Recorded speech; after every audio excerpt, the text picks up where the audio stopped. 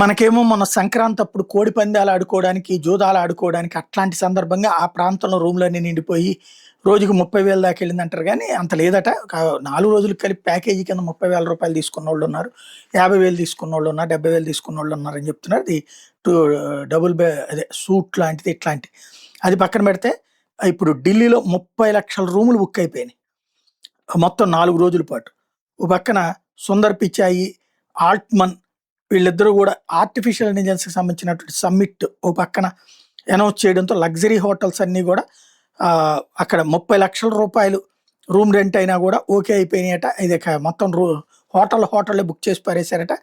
అదే సందర్భంలో upcoming artificial intelligence impact summit అనేటటువంటిది భారీ ఎత్తున జరగబోతుంది.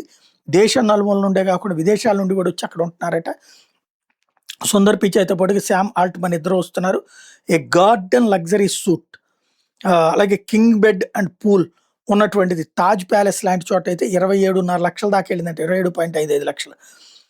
ఏఐ సమ్మిట్ రోజునైతే ఒక రోజుకి రూ. 5,00,000 దాకా వెళ్ళినటువంటి పరిస్థితి ఉందట.